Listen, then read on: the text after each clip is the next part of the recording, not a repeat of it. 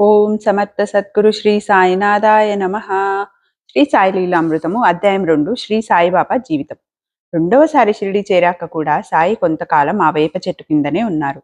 అప్పట్లో ఆయన జుట్టు పొడుగ్గా పెంచుకొని తలకు తెల్లని రుమాలు, నడుముకు లంగోటి, పహిల్వాన్లా ఒక చొక్కా వేసుకునేవారు. ఆయన ధనికులు పేదలు తమను గౌరవించేవారు, తృణీకరించేవారు అనే భేదమెరగని గంభీరుడు. ఆయన తరచుగా అల్లాను స్మరిస్తూ మసీదులోనూ గ్రామ పరిసరాల్లోనూ చిట్టడవిలోనూ ఏటి ఒడ్డునున్న తుమ్మ చెట్టు కిందనో ఒంటరిగా కాలం గడుపుతూ ఉండేవారు. తరచుగా తమలో తాము మాట్లాడుకునేవారు. ఎదుట ఎవరు లేకున్నా కోపంతో పెద్దగా తిడుతూనో రాయి విసురుతానని బెదిరిస్తూనో ఉండేవారు. దయ్యం పట్టిన వానిలా ఉన్నట్లుండి దూసుకుపోతుండేవారు. అందువలన ఆయన ఒక పిచ్చి పకీరని జనం తలిచేవారు. లెండి దగ్గర ఒక పెద్ద తొట్టిలో గ్రామస్తులంతా పాత్రలు కడుక్కునేవారు. ఆ నీరు పశువులు తాగేవి. చాలా కాలం సాయి కూడా అవే తాగేవారు. అందువలన గ్రామస్తులు ఆయనను మంచినీటి బావి దగ్గరకు రానిచ్చేవారు కారు. ఆయన తాతయ్య తల్లి బాయజాబాయి ఆయనకు చేసిన సేవ అనన్యం. ఆమె నిత్యము నియమంగా భోజనము ఒక బుట్టలో పెట్టుకొని ఆయన ఎక్కడున్నా వెతికి భోజనం పెట్టి కానీ తాను ఏమి తినేది కాదు. ఒక్కొక్కసారి ముళ్ళు పొదలు లెక్క చేయక చిట్టడుగుల్లో కూడా ఆయన కోసం వెతకవలసి వచ్చేది. ఆయన ఏకాంతంగా ధ్యానంలో కూర్చొని ఉంటే వారి ముందు ఆకు వేసి వడ్డించి కలిపి బిడ్డకు తినిపించినట్లే తినిపించేది. ఆమె శ్రమ చూడలేక కాబోలు కొన్నాళ్ళకు ఆయన తిరగడం మాని మసీదులోనే ఉండసాగారు. ఆమె చేసిన సేవను ఎన్నడూ మరొక ఆమెను, ఆమె బిడ్డడైన తాత్యాను కంటికి రెప్పలా కాపాడుతుండేవారు. చివరికి అతని ప్రాణం కాపాడటానికే తమ ప్రాణాన్ని అర్పించారని భక్తులు అంటారు. కృతజ్ఞకు మరే పేరే సాయి. ఒకసారి కొద్ది రోజుల పాటు తెంపు లేకుండా కుంభవృష్టి కురిసి ఊరంతా నీరు పారాయి. వర్షం తగ్గే వరకు భక్తులు సాయి దర్శనానికి వెళ్ళలేకపోయారు. వాన వెలిసాక వెళ్లి చూస్తే ఆయన ఆ నీళ్లలోనే వేప చెట్టు కింద ధ్యానస్తులై కూర్చొని ఉన్నారు. నీరంతా పోయాక భక్తులు మరలా వెళ్ళి, బాబా, మేమంతా సుఖంగా ఇళ్లల్లో ఉంటే మమ్మెప్పుడు కాపాడే మీరు చెట్టు కింద కంటే మసీదులో ఉంటే మాకు బాగుంటుంది అని బతిమాలారు. కానీ ఆయన తమకక్కడే బాగుందన్నారు. చివరగా భక్తులు చొరవ తీసుకొని ఆయనను జబ్బలు పట్టుకొని తీసుకువెళ్లి మసీదులో కూర్చోపెట్టారు. నాటి నుంచి అదే వారి నివాసమైంది. అంతటితో ఆయన నిత్యము మసీదులోని కుండలతో దూరానున్న బావి నుండి నీరు తీసుకువచ్చి మసీదులో ఉంచేవారు. ఆ రోజులలో షిరిడీలో 2 సాధువులు ఉండేవారు. దేవిదాసు 10-11 సంవత్సరాల వయసులోనే విరాగిగా మారుతి ఆలయంలో ఉండేవాడు. ఉజ్వలమైన కళ్ళు, ప్రశాంతము గంభీరము అయిన ఆయన ముఖం చూచేవారిని ఇట్టే పాదకాంతుల్ని చేసుకునేవి. గ్రామంలో తాతయ్య వంటి కొందరు ఆయనను గురువుగా తలిచేవారు. ఈయన జానకీదాసు వేరొక సాధువు కూడా సాయి పట్ల ఎంతో గౌరవంతో ఎక్కువసేపు ఆయన సన్నిధిలో గడిపేవారు. బాబా ఒక్కొక్కసారి 3 మైళ్ళల్లో ఉన్న రహటాకు నీమ్గావ్కు వెళ్ళి సాయంత్రం అయ్యేసరికి తిరిగి వచ్చేవారు. ఒకసారి రహటా నుండి పూల మొక్కల విత్తనాలు తెచ్చి ఆ వేప చెట్టు పక్కనున్న నేలను తవ్వి వాటిని నారు వేశారు. వామన్ తాతయ్య అనే కుమ్మరి ఆయనకు 2 కుండలు ఇచ్చాడు. ఆయన తమకు కాల్చనివి కావాలంటే అవే సమర్పించాడు. ఆ రోజు నుండి అతని బేరం అద్భుతం కాసాగింది. అందువలన అతడు ఆయనకు రోజు 2 కాల్చిన కుండలు ఇస్తుండేవాడు. ఆయన వాటితో ఆ ఊరి బావి నుండి నీరు తెచ్చి మొక్కలకు పోసి సాయంత్రం అయ్యేసరికి ఆ కుండలు వేప చెట్టు కింద పెట్టగానే అవి విచ్చిపోయేవి, అంటే పగిలిపోయేవి. 3 సంవత్సరాల్లోనే అక్కడ చక్కటి తోట మొలిచింది. ఆయన ఉనికి వలన ఆ గ్రామం మహాశక్తివంతమైన క్షేత్రంగా రూపొందినట్లు. మనసనే నేలలో గురుభక్తిని నాటి దివ్యలీలలనే జలంతో తడిపి తపోవనం మొలిపించారు. చివరకు ఆ స్థలంలోనే ఆయన సమాధి మందిరం వెలిసింది. కుంతంబాకు చెందిన గంగగిరి బాబా అనే గృహస్థ సాధువు ఆ ప్రాంతమంతటా ఆధ్యాత్మిక ప్రచారం చేస్తుండేవారు. ఒకసారి ఆయన షిరిడి వచ్చి మారుతి ఆలయంలో భక్తులతో సద్గోష్ఠి చేస్తున్నారు. అంతలో భుజాన నీటి కుండలతో సాయి ఆ పక్కగా మసీదు వెళ్తుంటే చూచి గంగగిరి ప్రసంగం ఆపి లేచి నమస్కరించి వారు వెనుకనే మసీదుకు వెళ్లారు. అక్కడ సాయి కుండలు దింపి వెనక్కి తిరగగానే గంగగిర్ ఆయనకు నమస్కరించారు. బాబా పెద్దగా నవ్వి, దేవాలయం ఈ మసీదుకు వచ్చిందే, మంచిది.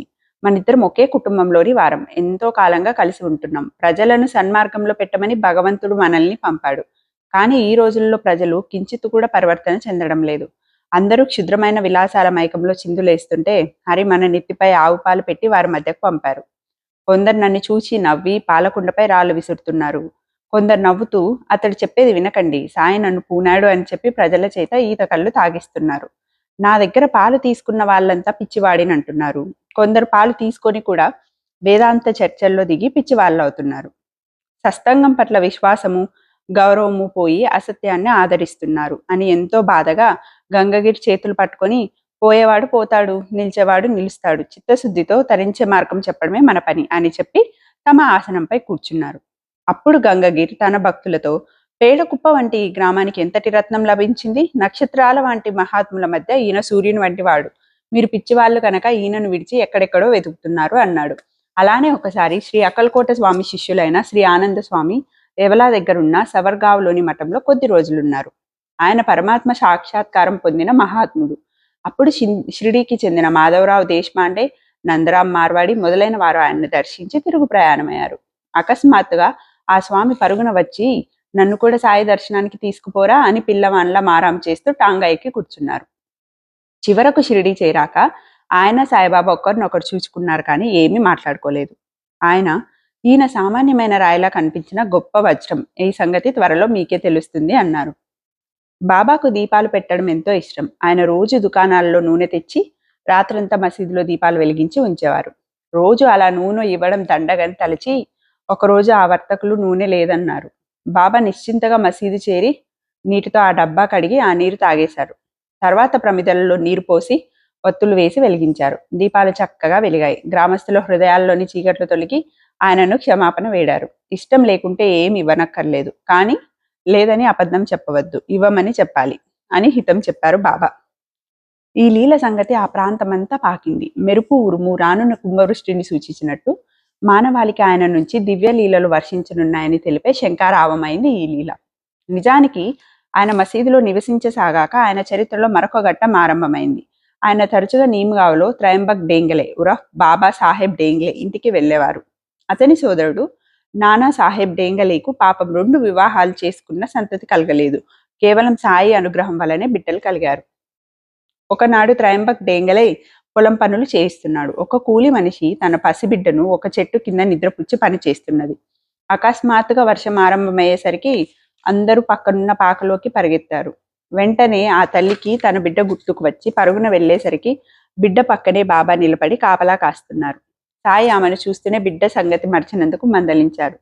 ఆ తల్లి ఆత్రంగా బిడ్డనెత్తుకునేలోగా అదృశ్యులయ్యారు బాబా. ఆ తర్వాత విచారిస్తే ఆ సమయంలో ఆయన షిరిడీలోనే ఉన్నారని తెలిసింది. సాయి వేప చెట్టు కిందనున్నప్పుడు ఆయనకు ఒక మత చిహ్నమే లేదు. కానీ ఆయనను భక్తులు మసీదులో ఉంచాక ఆయన ముస్లిం అన్న సంకోచం కొందరికి కలగసాగింది. సాయి కూడా దాని నుండి తప్పుకో చూడలేదు. అది నేటి సమాజంలోని మత ద్వేషాన్ని తొలగించనన్న భగవదాజ్ఞగా తీసుకున్నారు కాబోలు. ఓరిమితోనూ పట్టుదలతోనూ దాన్ని ఎదుర్కొన్నారు. వేరు దారి లేనప్పుడు ఆయన లీలలే పరిష్కరించాయి. ఈ లీలలకు రంగస్థలమైన ఆ శిథిలమైన మసీదు పట్టుమని 2 గదులకు మించి ఉండదు. మసీదులోని నేలలో మోకాలు లోతు గోతులుండేవి. అందులో ఈశాన్యం మూల కేవలం ఒక గోనెగుడ్డ మీద సాయి కూర్చునేవాడు. ఆయన ఎదుట ఆగ్నేయ దిక్కున ఆయన నిరతాగ్నిహోత్రము లేక దుని నిర్వహించేవారు. తమ ఎడమ పక్కనున్న అడ్డ చెక్కపై చేయి ఉంచి బాబా తదేకంగా దునిని చూస్తుండేవారు. దానికి పడమరగా నీటి కుండలుండేవి. వాటి పక్కనున్న గూటిలో ఆయన తమ చిలుం గొట్టాలు ఉంచుకునేవారు. ఆయనకు కుడివైపు ఒక తిరగలు ఉండేది. దానితో ఆయన తరచుగా గోధుమలు పిండిగా విసిరేవారు. అందుకోసం ఒక బస్తా నిండా గోధుమలు, ఆయన పొగ పీల్చడానికి ఒక సంచిలో నాటు పొగాకు ఉండేవి. పడమటి గోడలో గూడుకు ఎదురుగా కూర్చొని తాము తెచ్చుకున్న భిక్ష ఒక కుండలో వేసి కలిపి ముద్దలు చేసేవారు. మొదట అచ్చటి భక్తులకు అదే ప్రసాదంగా ఇచ్చి చివరకు తాము తినేవారు. ముస్లింలు నివేదన తెచ్చినప్పుడు ఆయన ఫాతిహా చదివించేవారు. ఒక్కొక్కప్పుడు తాము కూడా చదివేవారు. భక్తులు తెచ్చిన పూలు నింబారికి ఎదురుగా వేలాడి తీసేవారు. మసూది ముంగిట్లో ఎదురుగా ఒక తులసి కోట స్థాపించారు. సాయి పంపే ప్రసాదం మతభేదం లేకుండా భక్తులందరూ తీసుకునేవారు. మత సామరస్యానికి రంగస్థలమైన మసీదుకు ఆయన ద్వారకామాయి అని పేరు పెట్టారు. ఆ పేరుకు అర్థం మతభేదం లేకుండా అందరికీ 4 పురుషార్థాలకు ద్వారాలు తెరిచి ఉండేది అని స్కాంద పురాణం చెప్పింది. అక్కడ దుని ఎందుకు అని అడిగితే అందరి పాపాలు దహించడానికి అని సాయి చెప్పారు. కుల మత భేదాలకు అతీతమైనదే సాయి ధర్మం అని ఆయన నివాసమైన ద్వారకామాయి సూచిస్తుంది. నాటి స్మృతులు శ్యామ ఇలా చెప్పాడు. నేనప్పుడు బడిలో టీచర్ని. ఆయనపై నాకు విశ్వాసం ఉండేది కాదు. రాత్రిపూట స్కూల్లోనే నిద్రించేవాడిని. మసీదులో బాబా ఒక్కరే ఉండేవారు. బడి కిటికీ నుంచి మసీదు కనిపించేది. అందరూ పిచ్చి ఫకీర్ అనే సాయిని ఆ కిటికీలోంచి నేను గమనిస్తుండేవాడిని. అప్పుడప్పుడు మసీదు నుండి ఇంగ్లీషు, హిందీ మొదలగు భాషలలో ఎవరో మాట్లాడడం వినిపించేది. అది బాబాయే అయి ఉండాలి. కనుక ఆయన మహిమగా అలవాడన్న విశ్వాసం నాకు కలిగింది. సాయి కీర్తి వ్యాపించడం వలన ఒక సమస్య ఎదురైంది. కండ పుష్టికల మొహుద్దీన్ తంబూలి అనేవాడు షిరిడీ ప్రాంతంలో తమలపాకులు, తాయెత్తులు అమ్ముకుంటుండేవాడు. అతనికి దివ్యశక్తులున్నాయని తలిచి గ్రామస్తులు గౌరవిస్తూ ఉండేవారు. సాయి మహిమ వెల్లడవుతుంటే అతడు ఓర్వలేక ఒకనాడు షిరిడీలో తానైనా ఉండాలి లేక సాయి అయినా ఉండాలి అని తగువు పెట్టుకొని ఆ విషయం కుస్తీ పోటీలో తేల్చుకోవాలని చెప్పి బాబాపై కలయబడ్డాడు. అతడిదే పై చేయి అయింది. నాటి నుండి ఆ షరతు ప్రకారమే సాయి గ్రామంలోకి రాకుండా లిండి ఏటి ఒడ్డున తోపులో ఉండసాగారు. తాతయ్య వంటి భక్తులు ఆయన్ను అక్కడే సేవించుకునేవారు. వాళ్ళెంతగా బతిమలాడినా సాయి గ్రామంలోకి రాలేదు. ఒకరోజు అకస్మాత్తుగా తంబూలికి హృదయ పరివర్తన కలిగి ఒక మహాత్ముని దర్గా వద్ద సాత్వికంగా జీవించదలచి షిరిడి విడిచి వెళ్ళిపోయాడు. అతడి కండబలాన్ని బాబా ఆత్మబలము, ద్వేషాన్ని ప్రేమ జయించాయి. తర్వాత సాయి మరలా మసీదుకు వచ్చారు. 5 సంవత్సరాల తర్వాత మరొక సంఘటన జరిగింది. అహ్మద్ నగర్ నుండి జహ్వర్ అలీ అనే ముస్లిం ఒకడు రాహ్టా వచ్చాడు. అతడు పండితుడు, మంచి మాటకారి. త్వరలో అతడు ఆ గ్రామస్తులను ఆకట్టుకొని ముస్లిములకు ఒక ప్రార్థనా స్థలం కట్టించసాగాడు. కానీ అంతలో ప్రజలు అతని సంకుచితమైన మత దృష్టికి అసహించుకొని ఆ ఊరి నుంచి వెళ్ళగొట్టారు. ఆలీ పారిపోయి వచ్చి షిరిడీలోని మసీదులో తలదాచుకున్నాడు. కానీ తనకు బుద్ధిని విడవలేదు. మంచి మాటలతో భక్తులను ఆకట్టుకొని త్వరలోనే సాయి తన శిష్యుడని చెప్పసాగాడు. బాబా కూడా ఓరిమి వినయాలతో అలానే మెలగసాగారు. దీనిని ఆలి వాడుకోదలిచి బాబాను తీసుకువెళ్లి రహటాలో ఉండసాగాడు.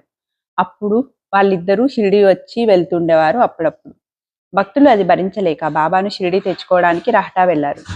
అక్కడ ఈద్గా దగ్గర బాబా ఎదురై, ఈ అలీ నన్నెలాగూ పంపడు, అతడు పంపక నేను రాకూడదు, అతడు ముక్కోపి, మిమ్ములను చూస్తేనే విరుచుకుపడతాడు, అతడు వచ్చేలోగానే మీరు తిరిగిపోవడం మంచిది అన్నారు. అంతలోనే అతడు వచ్చి వారి తలంపు విని విగ్రుడయ్యాడు. చివరకు రాజీ కుదిరి గురు శిష్యులిద్దరిని షిరిడి తీసుకొచ్చారు. త్వరలోనే అలీ ప్రవర్తన నచ్చని భక్తులు అతనికి దేవిదాసుకి వేదాంత చర్చ పెట్టారు. అందులో యువకుడైన దేవిదాసు ముందు వృద్ధుడు పండితుడైన అలీ పరాభవం చెంది మరోజు ఎవరికి చెప్పకుండా బీజాపూర్కి వెళ్ళిపోయాడు. తర్వాత ఒకప్పుడు అతడు పశ్చాత్తాపం చెంది భక్తి శ్రద్ధలతో బాబాను దర్శించాడు. బాబా మాత్రం అతనితో ఎంతో ప్రేమగా వ్యవహరించారు. ఆయన మొదటి నుండి సాధువుకి ఎంత నమ్రత, ఓరిమి ఉండాలో తమ ప్రవర్తన ద్వారా తెలుపుతూనే ఉన్నారు. రమణ మహర్షి చెప్పినట్లు జ్ఞాని విజ్ఞానే గుర్తుపట్టగలడు. కానీ అలీ గ్రహించడానికి అంతకాలం పట్టింది. ప్రేమ ఓరిమలతో కూడిన సత్యమే జయించింది. దేవిదాసు ఆ పరిసర గ్రామాల్లో వైద్యం చేస్తుండేవాడు. ఒకనాడు అతన్ని సాయి స్త్రీలకు సాధువెంతో దూరంగా ఉండాలి అని మందలిచ్చారు. కారణమేమో ఎవరికి తెలియలేదు. కొద్ది రోజుల తర్వాత ఒక శ్రీమంతురాలు అతని గురించి దుష్ప్రచారం చేస్తానని బెదిరించి అతన్ని లోపరుచుకున్నది. అప్పుడు సాయి మాటలకు అర్థమేమో తెలిసి అతడు ఆ ప్రాంతమే విడిచి వెళ్ళిపోయాడు. జానకిదాసు మాత్రం సాయి హెచ్చరికలను జాగ్రత్తగా పాటించేవాడు. చివరకు అతడు షిరిడి నుంచి వెళ్తుంటే భక్తులు అతనికి ఘనమైన వీడ్కోలు చెప్పారు. అప్పుడు అతని దివ్య వర్చస్సు వెలుగు రూపంలో మారుతి విగ్రహంలో లయమైంది. ఇంతటితో శ్రీ సాయి లీలామృతం అధ్యాయం 2 పూర్తయినది. ఓం సమర్థ సద్గురు సాయినాథాయ నమః.